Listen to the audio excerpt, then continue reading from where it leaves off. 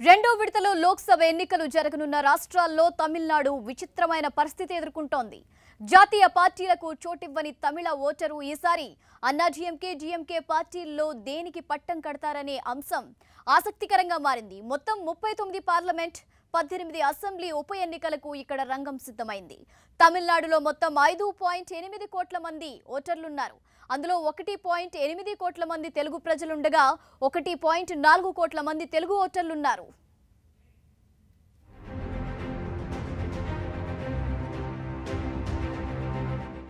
తమిళనాడులోని దిగ్గజ నేతలు కరుణానిధి, జయలలిత లేకుండా జరుగుతున్న తొలి ఎన్నికలు ఇవి. ఓ రకంగా చెప్పాలంటే కొత్త తరహా రాజకీయం ఇక్కడ ఈ ఎన్నికల తరువాత ప్రారంభమవుతుందని చెప్పాలి. ఇన్నాళ్లు ఒకళ్ల బొమ్మ చూసి ఓట్లేసిన రోజులు ఇకపై కనిపించవు.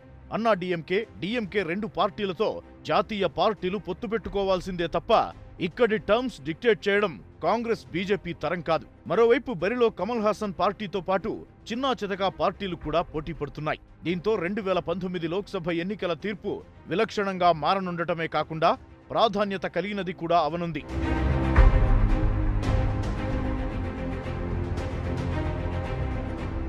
2016లో జయలలిత చనిపోవడంతో అన్నాడీఎంకే ప్రభుత్వంలో చాలా సమస్యల్ని ఎదుర్కొంది. ఇప్పటికీ ఆమె లేని లోటు పార్టీకి పూడ్చలేనిది. 3 ముక్కలైన పార్టీతో అసలు రెండాకుల గుర్తే కనుమరుగైంది.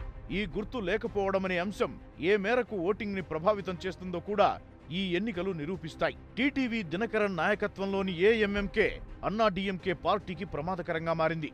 బీజేపీ పెత్తనంతో అన్నాడీఎంకే కూటమిపై తమిళ ఓటర్లు ఆగ్రహంగా ఉన్నారనే ప్రచారం సాగుతోంది. 2014 లోక్సభ ఎన్నికల్లో 37 సీట్లు సాధించిన అన్నాడీఎంకే పార్టీకి ఈసారి అన్ని స్థానాలు వచ్చే అవకాశం లేదు. ఎందుకంటే ఇక్కడ అన్నాడీఎంకే పోటీ చేస్తున్న 20 సీట్లు అంటే తాము గెలిచిన 37 సీట్లలో 17 సీట్లు మిత్రుల కోసం బలవంతపు త్యాగం చేయడం ఆ పార్టీకి నాయకత్వ లేమిని స్పష్టంగా చూపిస్తోంది.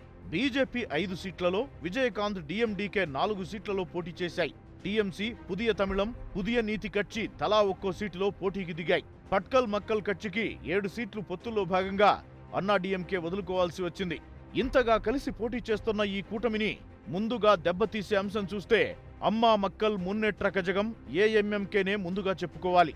శశికళ మేనల్లుడు టీటీవీ దినకరన్ పెట్టిన ఈ పార్టీ మొత్తం 39 సీట్లలో పోటీకి దిగింది. తమిళనాడులోని దేవర్ కులస్తుడైన దినకరన్ ఆ వర్గం ఓట్లని బాగా చీల్చగలడని అంచనా.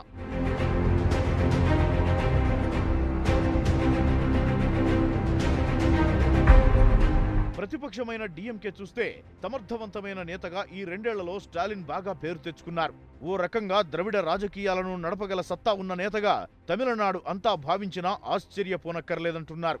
ఇక్కడ ప్రతిపక్ష కూటమి సీట్ల షేరింగ్ చూస్తే కాంగ్రెస్ 9 సీట్లు, డీఎంకే 20 సీట్లు, సిపిఐ సిపిఎంలకు చెరో 2 సీట్లలో, ఎండీఎంకే 1 సీటు, వీసీకే 2 సీట్లలో పోటీ చేస్తున్నాయి. దీనికి తోడు తమిళనాడులో 1,80,00,000 మంది తెలుగువారున్నట్లు అంచనా. వారిలో ఓటు హక్కున్న వారు 1,40,00,000 మంది.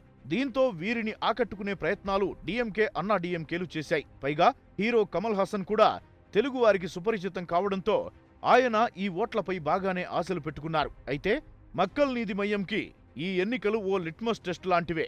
ఇక్కడ వచ్చే ఫలితాలు, ఓట్లని బట్టే ఆయన తదుపరి కార్యాచరణ ఉండబోతోంది. తెలుగు ఓట్లపై కన్నేసే డీఎంకే అధ్యక్షుడు స్టాలిన్ ఏపీ సీఎం చంద్రబాబుతో పోల్ క్యాంపెయినింగ్ చివరి రోజున ప్రచారం చేయించారు.